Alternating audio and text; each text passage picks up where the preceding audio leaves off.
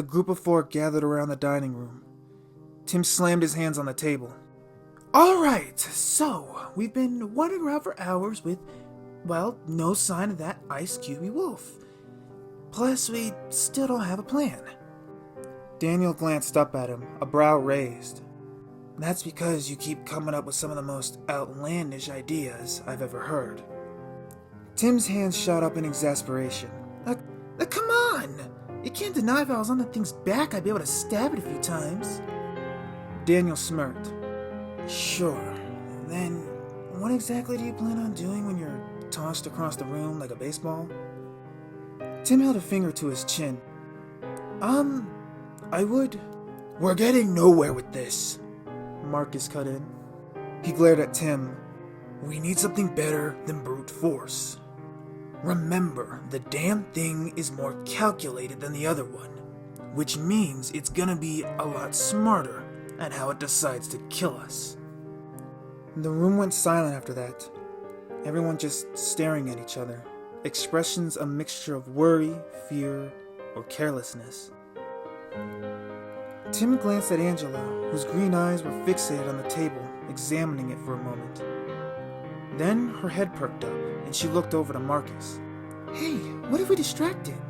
Perhaps we could combine strategy with Tim's brute force. Marcus put a hand to his chin, scratching his beard. It's an interesting thought, but it depends on how reckless the idea turns out to be. I'm not convinced until it's proven efficient. Daniel shrugged. Just throw Tim out there. He's clearly eager to be in the front, so, that works for me. Let's do it, Tim exclaimed. Absolutely not, Marcus replied. If I were to be suggesting who would be playing bait, you would not be on that list. But I would say that it should be two of us. Two out there, and then two more who are hidden. Tim crossed his arms, foot tapping impatiently as he stared down at the ground. Fine, whatever, if it makes you feel better, he muttered, white bangs shifting along the sides of his face as he moved.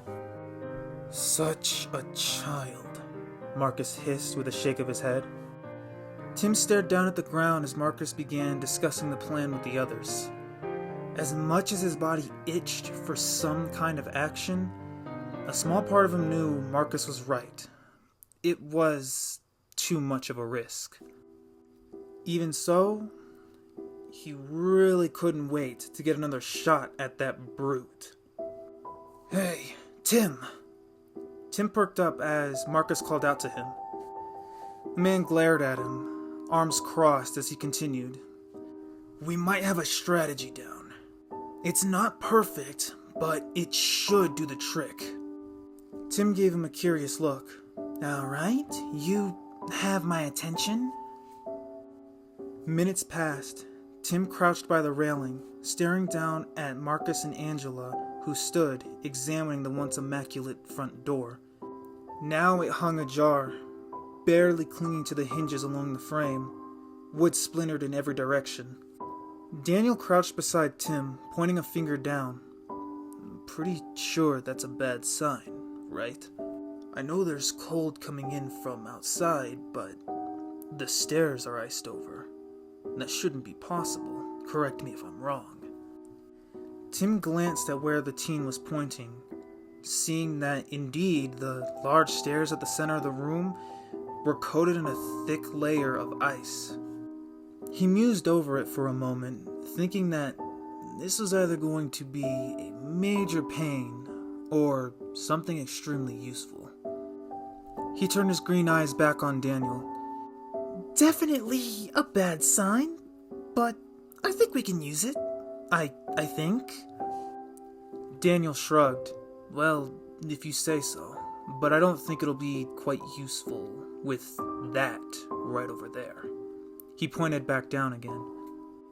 Tim's head snapped in that direction, eyes widening as he noticed two bright blue orbs illuminating from beneath a dark doorway, near where Marcus and Angela stood.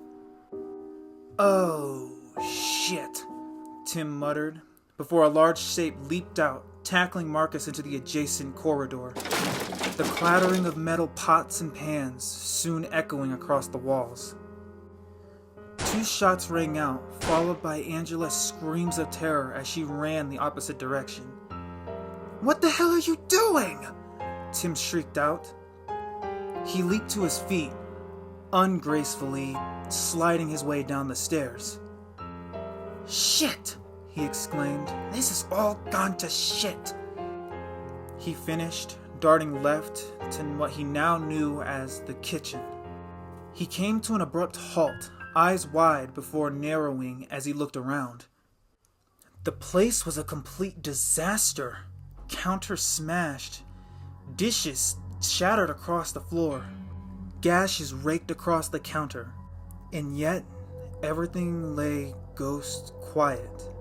No sign of Marcus, nor that werewolf. Tim took a step forward, pausing as his boot splashed against something wet. He felt the taste of copper along his tongue before he looked down to see a trail of red leading to the doorway on the other end of the room. "Hey!" Tim jumped as Daniel appeared beside him, staring blankly at the smeared bloodstains along the floor. "That's not good," he muttered. "No, it's not," Tim replied with a shake of his head. His eyes shot up as another shot rang out, muffled in the distance. "Come on, we need to hurry," he exclaimed, rushing out the other door. "What about Angela?" Daniel huffed as he ran down the hall. "Fuck her," Tim replied. "She can handle herself on her own." The only thing on Tim's mind right now was getting straight to Marcus. He was the one being attacked after all. He wanted to make sure that he could make it, hopefully in time. He skidded to a halt, boots squeaking along wood, as a door came into frame. It was smashed in, parts of it bent at awkward angles, splinters dotting a crimson liquid that pooled beneath it. "Is that Marcus's?"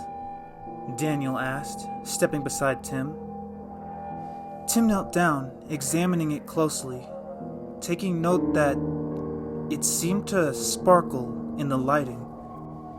He opened his mouth to reply, but immediately clamped it shut as the sound of something heavy, dragging, echoed across the hall, followed by clacking against wood.